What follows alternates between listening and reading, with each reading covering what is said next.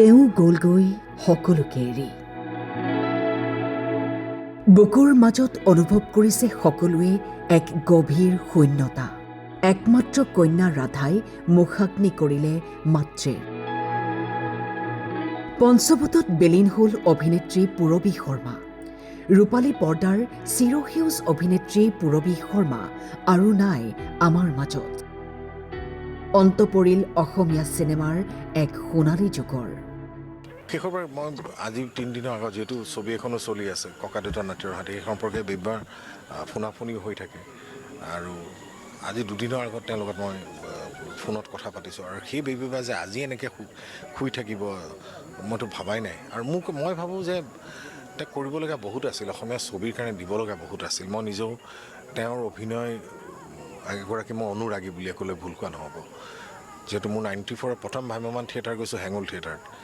সেই বছৰ বেবীবা পূৰবী শৰ্মা আহিছিল, আদিল হুছেইন আছিল, মই, আমাৰ মৃদুল ভূঞা আৰু ৰীণা বৰা, পৰাগ বৰুৱা আছিল।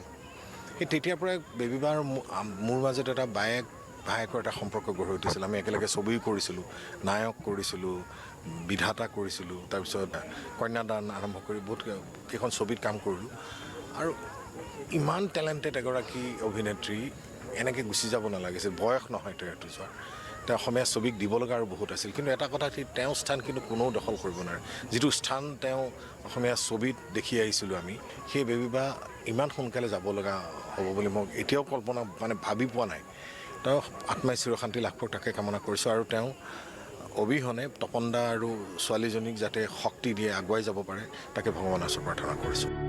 কন্যা আৰু স্বামীৰ বাবে তেওঁ আছিল সাহস, তেওঁ আছিল মৰম। কত যে কাম কৰিবলগীয়া আছিল, ৰৈ গ'ল সময়ৰ সোঁতত। ৮০ আৰু ৯০ দশকৰ সেই সোণালী সময়ত তেওঁৰ অভিনয়ে সন্মোহিত কৰিছিল দৰ্শকক। পিতা পুত্ৰ, আজলি নবৌ, বাৰুদ, পাহাৰী কন্যা, বিধাতা, অশান্ত প্ৰহৰ, আহিৰ ভৈৰৱ ইত্যাদি চিনেমাৰে দৰ্শকৰ হৃদয় জয় কৰিছিল। মাজৰ পৰা আঁতৰি যাব বুলি আমি কোনো কল্পনাই কৰিব নোৱাৰোঁ, সপোনতো ভাবিব নোৱাৰোঁ।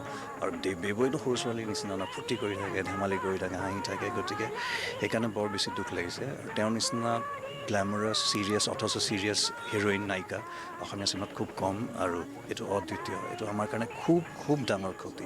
কিমান ডাঙৰ ক্ষতি মই এইটো শব্দৰে বুজাব নোৱাৰোঁ। অসমীয়া চিনেমাত যিসকল মানুহে আজি কণ্ট্ৰিবিউশ্যন কৰি গ'ল, যিসকল পুৰোধা ব্যক্তি, তেওঁৰ মাজত তেওঁৰ অন্যতম।